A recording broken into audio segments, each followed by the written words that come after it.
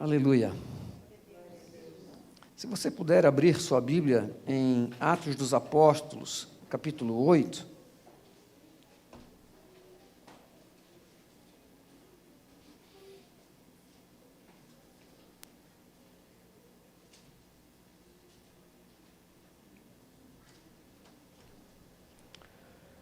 A partir do versículo 26, Senhor Deus, obrigado por este momento, a Tua palavra transformando nossas vidas, Senhor. Espírito Santo, faz isso acontecer, pois é o Senhor que nos convence, que nos ensina, Senhor Deus, que nos revela, é o Senhor que trabalha na nossa alma, o Senhor que nos faz entender, é o Senhor que põe ousadia dentro de nós, a fim de sermos os representantes do Senhor. Obrigado, Deus, em nome de Jesus. Aqui, irmãos, versículo 26, então diz assim: o anjo do Senhor disse a Filipe. Filipe era um servo do Senhor, um diácono, um evangelista, que havia sido consagrado, né? E estava fazendo a obra do Senhor. Então, o anjo do Senhor disse para Filipe: levanta-te e vai para a região do sul, ao caminho que desce de Jerusalém para Gaza, que está deserta. Levantou-se e foi. No caminho viu um etíope, eunuco e alto funcionário de Candace, rainha dos etíopes, o qual era superintendente de todos os seus tesouros, e tinha ido a Jerusalém para adorar. Regressava e, assentado no seu carro, lia o profeta Isaías. Então disse o Espírito a Filipe: chega-te e ajunta-te a esse carro. Correndo Filipe, ouviu o que lia o profeta Isaías e perguntou: entendes tu o que lês? Ele respondeu: como poderei entender se alguém não me ensinar? E rogou a Filipe que subisse e com ele se assentasse. O lugar da escritura que lia era este: ele foi levado como ovelha para o matadouro, e como está mudo o cordeiro diante do que o tosquia, assim não abriu a sua boca. Na sua humilhação, negaram-lhe justiça. Quem contará a sua geração? Pois a sua vida é tirada da terra. Respondendo então o eunuco a Filipe, disse: rogo-te, de quem isto diz o profeta? De si mesmo ou de outro? Então Filipe, abrindo a sua boca e começando nesta escritura, anunciou-lhe Jesus. Indo eles caminhando, chegaram a um lugar onde havia água, e o eunuco perguntou: vê, aqui há água, o que me impede que eu seja batizado? Respondeu Filipe: é lícito, se crês de todo o coração. Disse ele: creio que Jesus é o Filho de Deus. Então mandou parar o carro, desceram ambos à água, então, tanto Filipe como o eunuco, e o batizou. Quando saíram da água, o Espírito do Senhor arrebatou a Filipe, e não ouviu mais o eunuco. Mas este, jubiloso, continuou seu caminho. Filipe se achou em Azoto, e indo passando, anunciava o evangelho em todas as cidades, até que chegou em Cesareia. O Espírito Santo arrebatou Filipe, né, cerca de 100 quilômetros, foi parar em Azoto.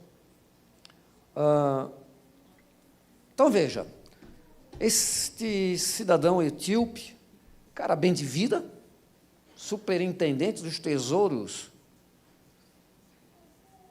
da Etiópia, não tinha problema social, não tinha problema econômico, cara bem resolvido na vida, tinha um problema que o cara não podia ter vida sexual, né? Por isso ele era eunuco. Para que ele pudesse estar próximo da rainha, ele tinha que ser limitado na área sexual. Então, assim, fizeram ele um eunuco, ou seja, castraram. Só esse probleminha.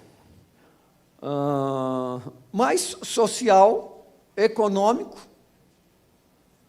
O cara era bem resolvido na vida, muito bem resolvido. Só que ele estava em Jerusalém, numa festa, foi em Jerusalém adorar. E lendo as Escrituras,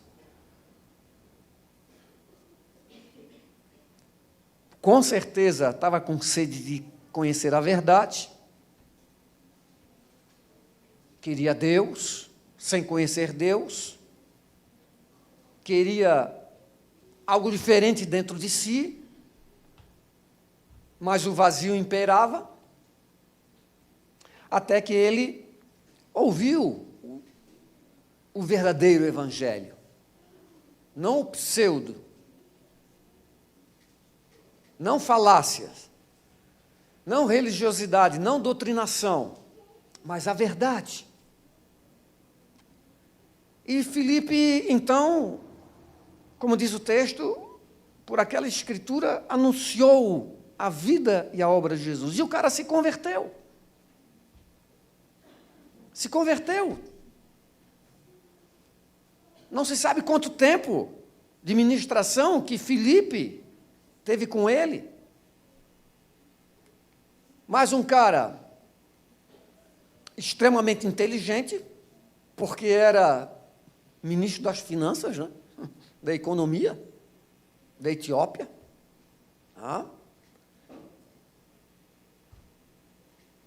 Só que após ter ouvido o evangelho, converteu. E ele foi batizado. Então aí beleza, a história é lindíssima. Só que algo deve nos chamar a atenção. Aqui no versículo 39. Quando saíram da água, o Espírito do Senhor arrebatou a Filipe. Tremendo, tremendo. Imagina, é poder de Deus, assim, né? E o eunuco não o viu mais. Mas, está falando do eunuco, jubiloso, continuou o seu caminho. Feliz da vida, continuou o seu caminho. Com o coração alegre, feliz. Agora ele tinha encontrado a verdade. Após a conversão desse moço, a vida mudou. Ele agora passa a viver para a glória do Senhor. Agora aquele homem, ele passa a glorificar o nome do Senhor. Agora o eunuco, quando diz aqui o versículo, ele continuou o seu caminho em alegria. Uma vida nova. Agora ele encontrou o sentido real da vida, porque ele encontrou Deus. E ele conheceu o que o próprio Deus encarnado fez por ele. Por isso ele converteu. Por isso ele indaga a Filipe: ei, olha aqui a água, o que é que me impede de eu ser batizado? Filipe respondeu: sim, tu podes, porém, de todo o teu coração. Ele disse: sim, eu creio. A vida daquele moço mudou. Ele converteu ao Senhor. Ele se entregou ao Senhor. Essa frase que o texto diz, Lucas escreveu aquela história, disse, aquele homem continuou a sua vida agora com muita alegria, porque agora ele encontrou o sentido da vida. Quando nós nos convertemos ao Senhor, queridos, nós devemos entender uma coisa que é prioridade. Agora eu vivo para a glória de Deus. Agora eu vivo para a glória do Senhor, porque este foi o motivo de Deus nos ter criado. Esse é o motivo único da criação de Deus, para que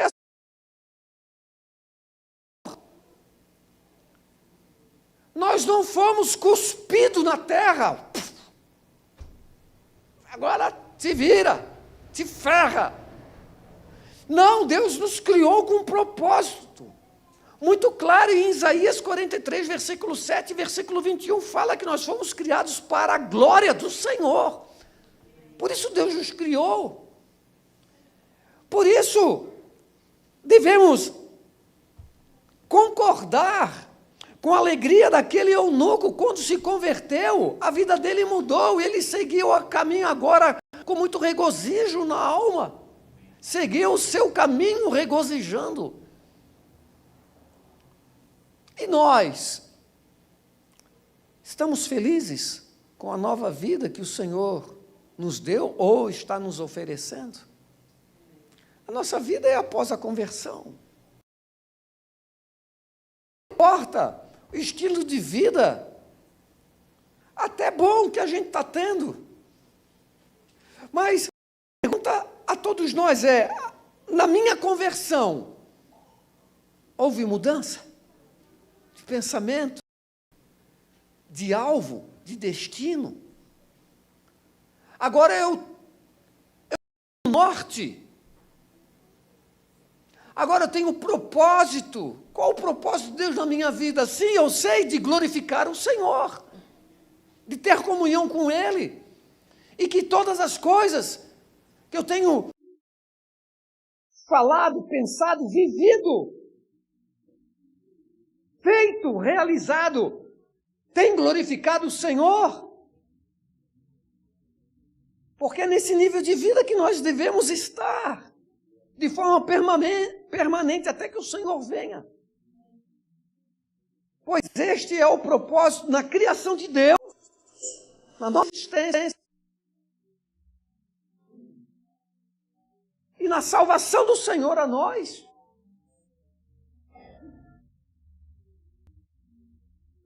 Primeira Coríntios, capítulo 10, versículo 31, diz aí, Paulo fala, fazei tudo para a glória do Senhor, quer bebais, quer comais, fazei para a glória do Senhor, olha só.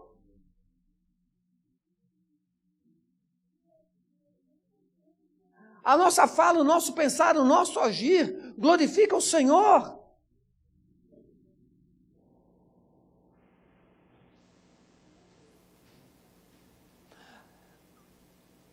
As pessoas estão percebendo que tem alguma coisa diferente em nós. Uma energia. Eu acho tão engraçado isso. Uma energia. Uma luz. Porque quem não conhece a verdade é assim que fala, né? Uma luz, uma energia. Tal. Mas as pessoas... Uma ou outra só que diz, tem uma coisa diferente. Mas se não é energia e luz, né? Que fala. Energia principalmente, né? Não é assim, né? Então a gente fica até meio assim, que energia e tal. Mas é o que eles têm para identificação. Né? Então é a maneira deles identificar algo diferente. Até que eles conheçam o Senhor Jesus. Então, eles também passam a glorificar o Senhor. Porque o intuito da nossa pregação, na conversão de alguém, é para que este alguém glorifique o Senhor. Por isso que a nossa função é de glorificar o Senhor, ou seja, quando eu prego para alguém, esse alguém se converte, e então ele glorifica o Senhor, é a coisa óbvia, eu glorifico o Senhor. Se eu anuncio o Evangelho, e esta pessoa se converte, ela também vai glorificar o Senhor, e o outro também vai glorificar o Senhor. Então, o motivo da minha conversão na pregação para alguém é para que este glorifique o Senhor, ou seja, se converta, ele se convertendo, abrindo o coração, ele já automaticamente já vai começar a louvar o Senhor, que é o propósito final da nossa nova vida em Cristo, da nossa nova vida. Então, o título dessa mensagem é para que o Senhor seja glorificado.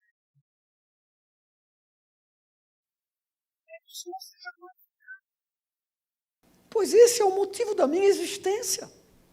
da nossa existência, irmãos. Para que o Senhor seja glorificado através de mim, para que o Senhor seja glorificado através do meu matrimônio, para que o Senhor seja glorificado através da minha família, para que o Senhor seja glorificado através das minhas finanças, da minha economia, onde eu trabalho, onde eu estudo, para que o Senhor seja glorificado, uma vez convertido ao Senhor. É assim que eu devo agir, não pode ser diferente.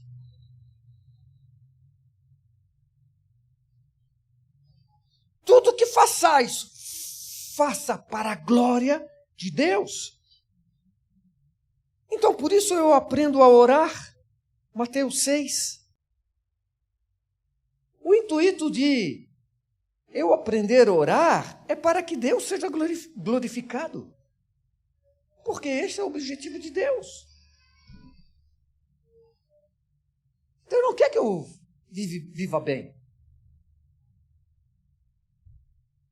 Sabia? Parece ser doideira isso que eu estou falando, né? Deus não fez o que fez para que eu viva bem. Não!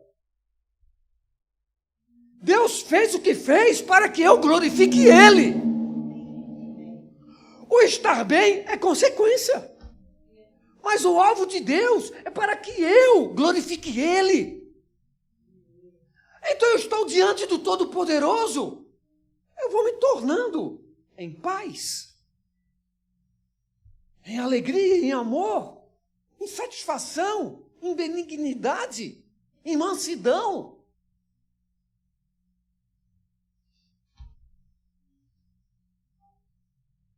Mas o objetivo do Senhor é que em mim o Senhor seja glorificado. Mateus, no capítulo 6,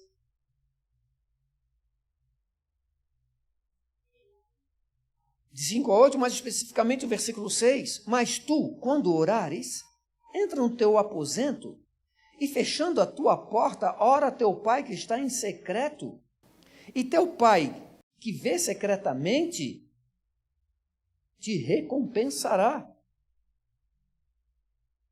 Então, o Senhor me ensina a orar. Inclusive ele está falando, não sejais como os hipócritas, que dizem que oram, mas é tu e o Senhor. Seja aqui, seja num quarto mesmo isolado, seja no monte, seja em qualquer lugar, não tem. Mas é eu e o Senhor, eu sei quem é o Senhor, ainda que eu esteja em multidão. Eu oro, eu adoro. O Senhor também nos ensina a adorar a Ele. Pois para isto o Senhor nos criou e nos salvou, nos transformando em adoradores. Versículo 9.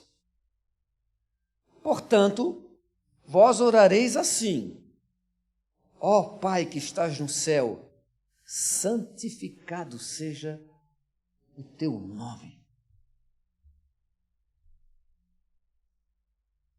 O Senhor nos ensina a adorá-lo.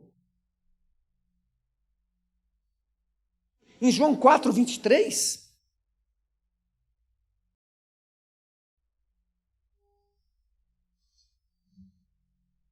por que Deus nos ensina?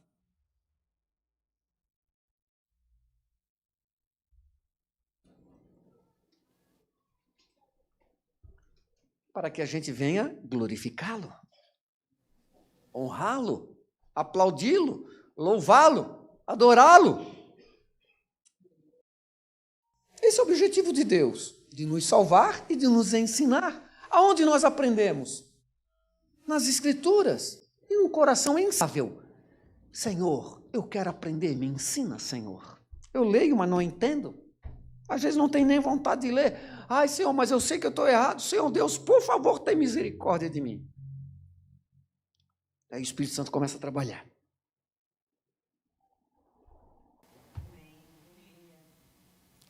Em João 4, 23, Jesus diz, mas vem a hora e já chegou, em que os verdadeiros adoradores adorarão o Pai em espírito e em verdade, pois o Pai procura tais que assim o adorem. Então é a vontade do Senhor, por isso Ele nos ensina. No nosso novo nascimento, nós aprendemos agora a fazer as coisas certas. Na nossa conversão, aprendemos a fazer as coisas certas. Tudo porque o Senhor quer que venhamos a glorificá-lo. Senão a nossa vida nunca vai dar certo. Então, para glorificar, no meu ato de glorificar a Deus, eu aprendo a orar, eu aprendo a adorar. Aprendo a adorar por quê? Porque Deus é santo. Jesus diz aqui na conversa com a samaritana, nós adoramos o verdadeiro.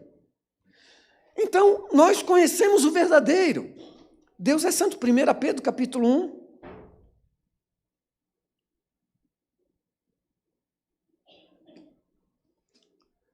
Primeira carta de Pedro, no capítulo 1.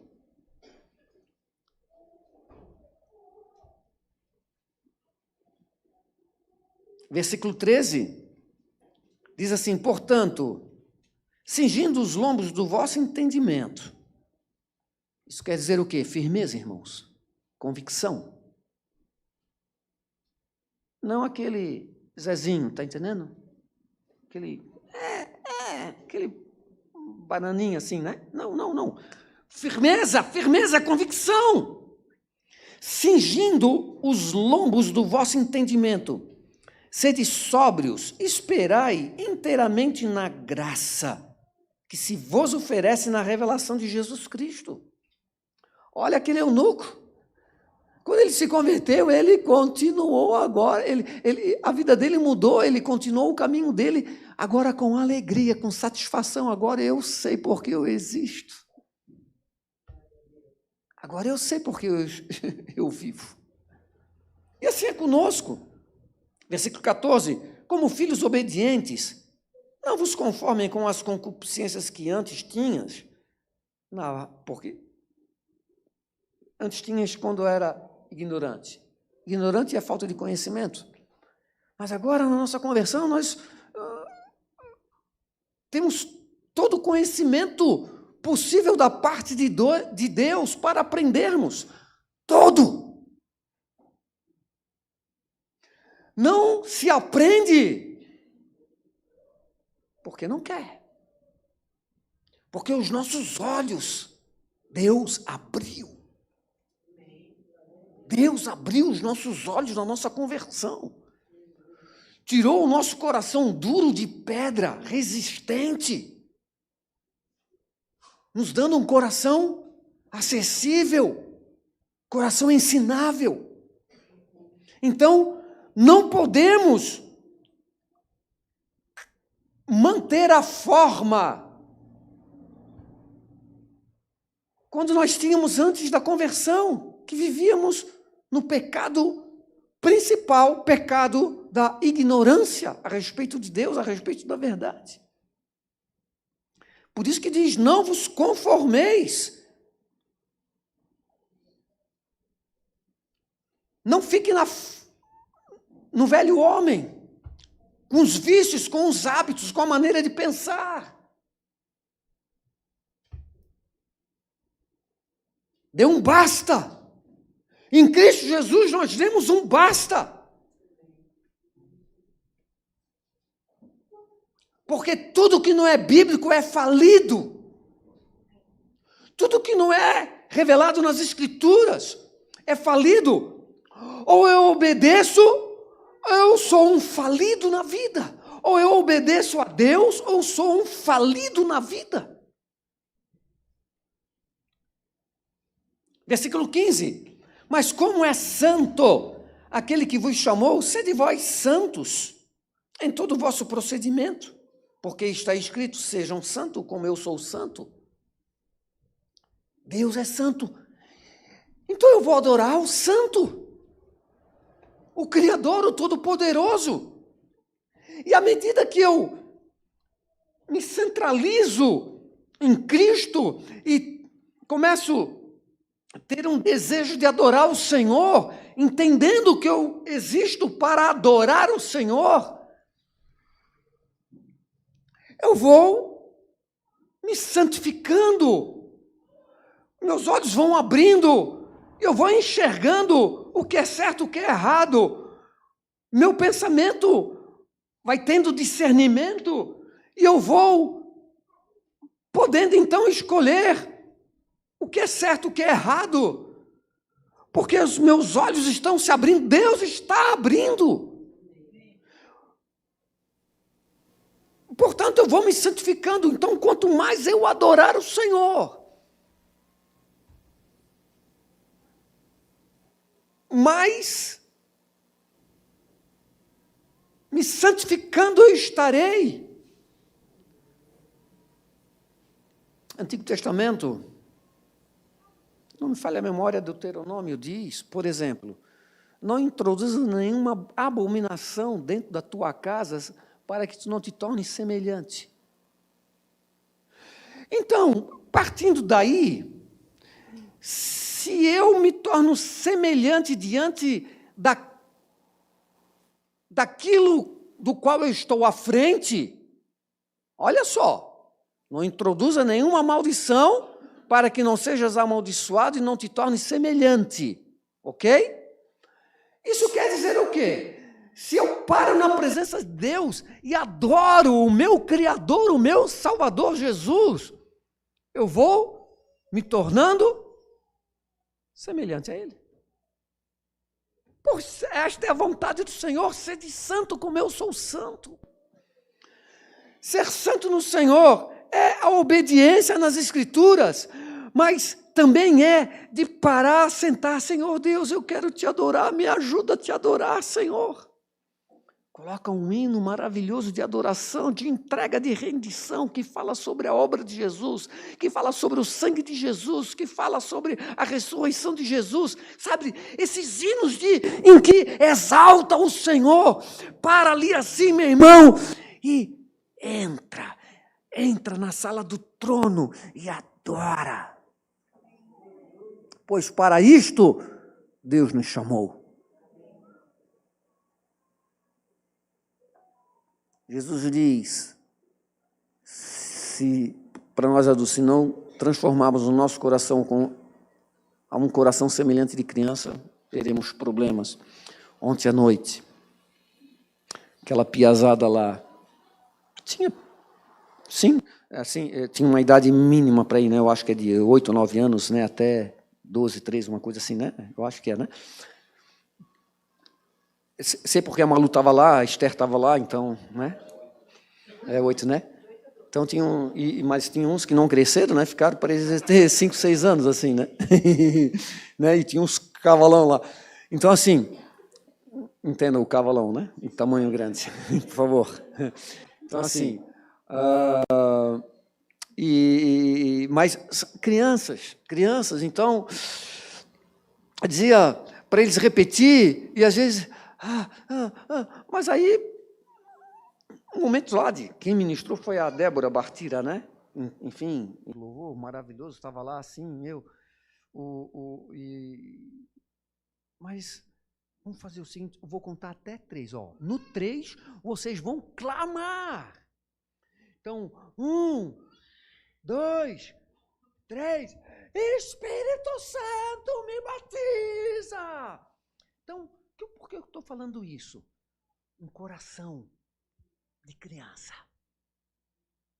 Então, quando eu falei 1, 2, 3, Espírito. Então, é esse coração que nós adultos devemos ter. De querer, de desejar e de clamar. Aquelas crianças falaram, eu estava com o coração bem dóceis assim, né? Mas tanta verdade, que no 3 eles, e todos chorando e clamando, e, sabe? Então, é esse, sabe? Essa sensibilidade, como de criança nós devemos ter, irmãos, diante do Senhor. Porque Deus nos chama a adorá-lo porque Ele é santo. E porque o Senhor é o Cordeiro, 1 Pedro 1, 17 e 19, que diz, ora, se invocais por Pai aquele que, sem acepção de pessoas, julga segundo a obra de cada um, andai em temor durante todo o tempo da vossa vida na terra, da vossa peregrinação. Versículo 17. Sabendo que não foi com coisas corruptíveis como prata ou ouro que foste resgatado da vossa vã maneira de viver, a qual por tradição recebestes dos vossos pais. Eu nasci assim, vou viver assim, vou morrer assim, né? Não é aquela coisa? Não. Recebemos dos nossos pais. Espera aí, nós temos que agora discernir e desligar o que é mal. Isso não quer dizer que isso não tem nada a ver com falta de amor. Mas pela palavra de Deus, agora não, eu quero seguir a Deus. Amo papai, mamãe, vovó, biso, tata. Mas espera aí, não, mas só que quem me fez foi Deus. E quem me salva é Deus. E quem me chama para morar na eternidade é Deus. Então, é isso que o texto mais ou menos está querendo dizer. Foi pelo precioso sangue de Jesus que nós fomos resgatados da nossa vã maneira de viver, que nós herdamos dos nossos educadores. Versículo diz, não foi com ouro e prata, mas sim com o precioso sangue de Cristo, como de um cordeiro sem defeito e sem mancha. Por isso que Jesus Cristo ressuscitou, irmãos. Porque ele não tinha pecado. Se ele tivesse pecado, ele não ressuscitava, tá? Nem vou entrar aqui em questão teológica, mas se tivesse pecado, ele não ressuscitava. Porque é lei, o salário do pecado é a morte. É lei. Jesus só ressuscitou porque nele não havia pecado. Por isso que ele teve o poder de desfazer a morte. Tirar o poder daquele que escravizava as pessoas com medo da morte. Está lá em Hebreus capítulo 2. Então, nós somos chamados a adorar esse Cordeiro, que inclusive Apocalipse capítulo 1, versículo 5, fala alguma coisa.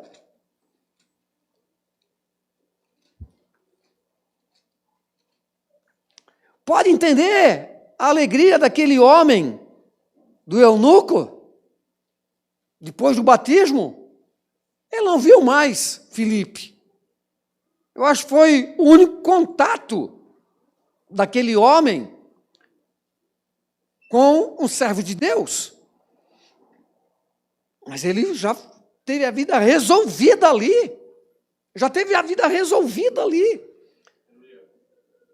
Irmãos, a nossa rapidez, a nossa objetividade é que faz a grande diferença no crescimento espiritual, tá? Aquele que fica pateteando é mês em cima de mês, é ano em cima de ano e não sai da mesma. Objetividade, clareza. É isso que eu quero. Sim, Senhor, eu vou te obedecer. É isso aí, Senhor. O Espírito Santo me batiza, me dá força para obedecer, Senhor. Objetividade da nossa vida, meu irmão. Senão o tempo passa e a gente fica naquele marasmo. O mesmo Zezinho. Perdoa se alguém aqui é chamado de Zezinho. Mas, entendam, estão entendendo, né?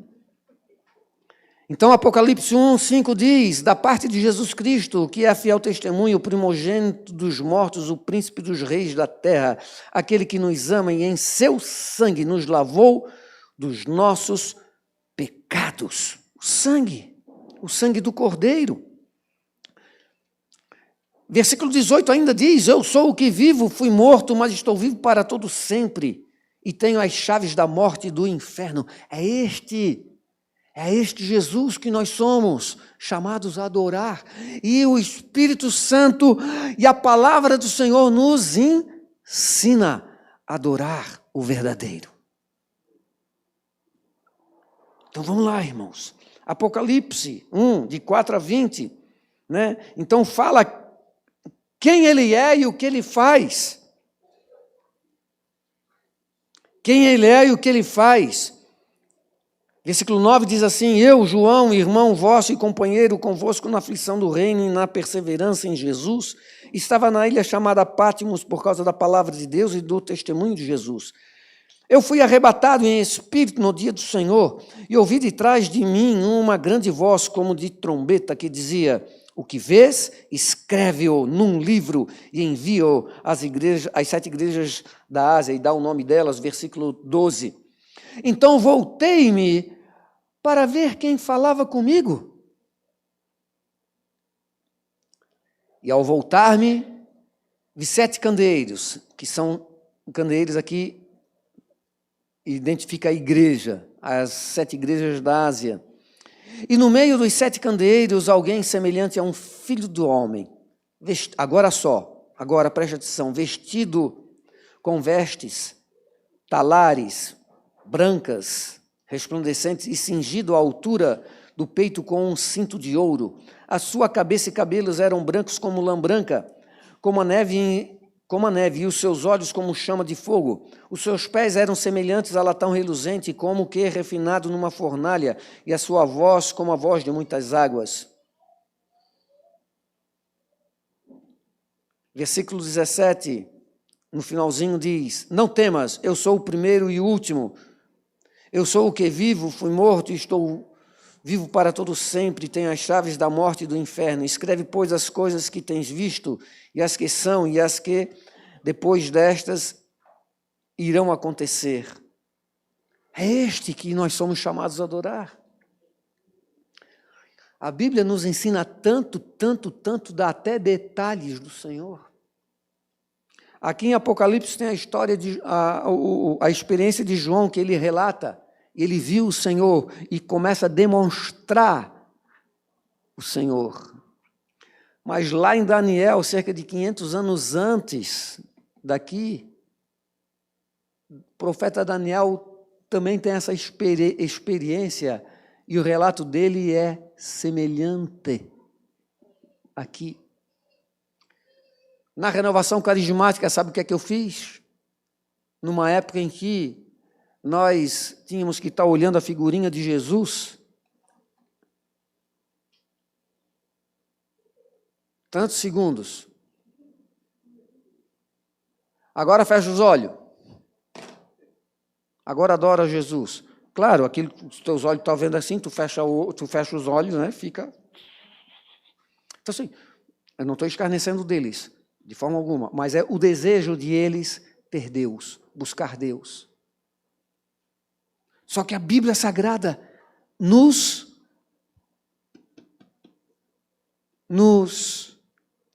transmite. E aí, eu formava aquilo dentro de mim, e eu adorava o Senhor.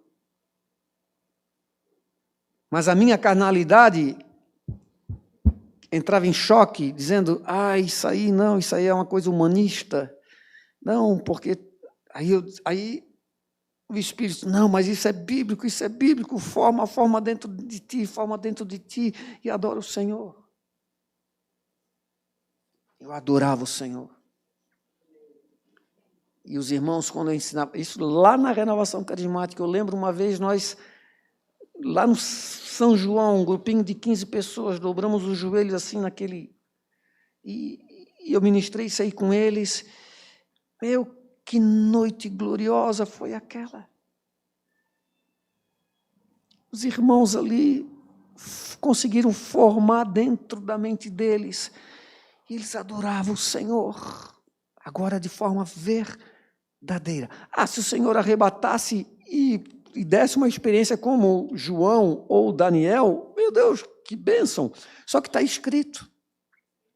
Está escrito e eu posso formar dentro de mim. Isso é verdadeiro. Isso é santo, porque a Bíblia é a palavra do Senhor. Então pega a experiência de João e de Daniel. Com isso, o quê? Eu vou formar essa visão dentro de mim e eu estarei adorando o Senhor. Se eu estiver errado, então a culpa não é minha, a culpa é Bíblia, da palavra de Deus. Como eu creio que ela é a verdadeira, então está tudo bem comigo.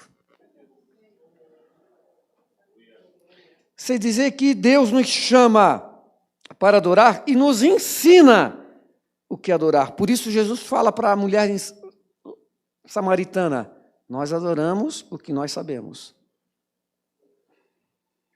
Aprenda a viver pelas Escrituras. Então, quando eu aprendo a viver pelas Escrituras, eu estou glorificando a Deus. 2 Timóteo, capítulo 3.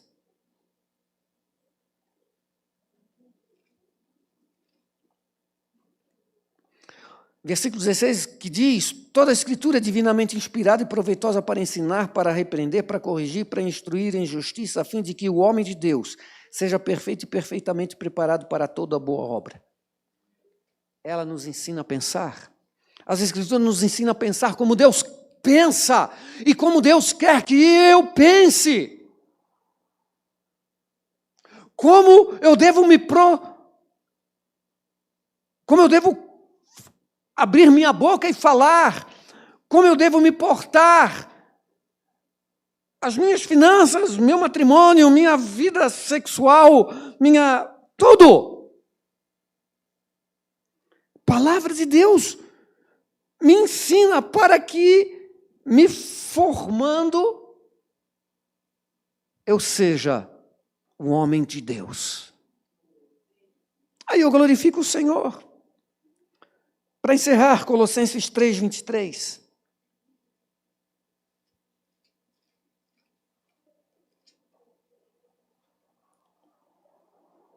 E tudo o que fizerdes, fazei de todo o coração, como ao Senhor. Fazei de todo o coração, como ao Senhor. E aqui, exclusivamente, está falando sobre os deveres domésticos, né? Como ao Senhor. Então, meu irmão, minha irmã, após a nossa conversão, nós temos que glorificar o Senhor. Sabe por que nós temos? Porque é uma coisa natural de quem se converte ao Senhor. Por isso eu fiz questão de trazer aquele texto de Atos 8, do eunuco se convertendo ao Senhor. E após a conversão dele, ele seguiu sua vida, jubiloso ao Senhor, glorificando o Senhor. Senhor, obrigado pela nova vida, Senhor. Obrigado pelo entendimento, obrigado pela Tua palavra, obrigado, Senhor, obrigado porque agora eu estou aprendendo a orar, agora eu estou aprendendo quem Tu és verdadeiramente, Senhor Deus. Eu estou aprendendo o sangue de Jesus, eu estou aprendendo a palavra do Senhor, eu estou aprendendo o que é viver como igreja, eu estou aprendendo tudo para glorificar o Senhor. Isso é vida com sentido. Isso é vida com propósito. Fora disso, é falência. Falência.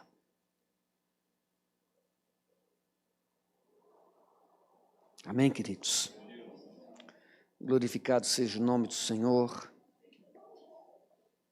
Pai, obrigado por este momento. A Tua palavra verdadeiramente é fiel, ela nos inspira, ela nos trata, ela nos exorta, ela nos chama a atenção, ela nos abre os olhos, toca o nosso coração. Obrigado, Espírito Santo. Por isso, Senhor, nesta noite, por favor, Senhor, aquilo que nós ouvimos essa noite, Senhor Deus, trata conosco, nos ensina, Senhor, nos forma segundo a semelhança do Senhor. nos faz pensar, nos faz sentir, nos faz ver, nos faz proceder como o Senhor quer. Espírito Santo, a tua palavra que é infalível, ela é soberana, Senhor, faze-nos entender assim, Senhor. Não podemos ficar sem a tua palavra, não podemos ficar alienado à tua verdade, Senhor. Espírito Santo, faz assim conosco. E aos irmãos que não puderam estar presentes nesse momento, Senhor, tua mão seja sobre eles, meu Pai amado, guardando, livrando-os de todo o mal, Senhor Deus. Mas em todos nós que estamos aqui e aos que não puderem estar aqui, Deus, coloca fome dentro de nós, pela palavra do Senhor, coloca desejo dentro de nós em adorar o Senhor, em clamar o Senhor, em orar, em interceder, estar diante do Senhor. Coloca isso dentro de nós, meu Pai. Em nome de Jesus nós te pedimos, Senhor Deus. Se alguém aqui enfermo, Senhor Deus, tua mão seja sobre, Pai. Meu irmão, coloca a mão sobre tua enfermidade, se tu podes, se estás enfermo, né? Ou se estás com o coração meio dodói também, enfim, coloque a mão. Em nome de Jesus. Ordenamos agora que toda enfermidade se desfaça. Toda dor, toda infecção, tudo que está originando essa infecção, em nome de Jesus Cristo, por aquilo que o Senhor fez conforme Isaías 53, que levou sobre ele as nossas dores, as nossas enfermidades. Em nome de Jesus Cristo, basta, chega, em nome de Jesus. Receba a saúde, meu irmão, minha irmã, receba a cura, receba a libertação. Se estás com algum problema na alma, com angústia, com depressão, com vazio, em nome de Jesus Cristo, receba a paz do Senhor, recebendo a instrução da palavra do Senhor, como desta noite, e outras que já recebeste, e outras que hão de receber, em nome de Jesus, pois o salmista diz, muita paz tem aqueles que amam a tua palavra, Senhor, e para os tais não há tropeço. Ó Senhor, Espírito Santo de Deus, faz isso acontecer com todos nós aqui, Senhor, com essa igreja linda, maravilhosa que está aqui, Senhor, linda e maravilhosa por conta do teu sangue, que foi derramado por todos aqui, Senhor Deus, para a salvação, para perdão de pecados, para fazê-los em nova vida. Em nome de Jesus, Pai. Amém.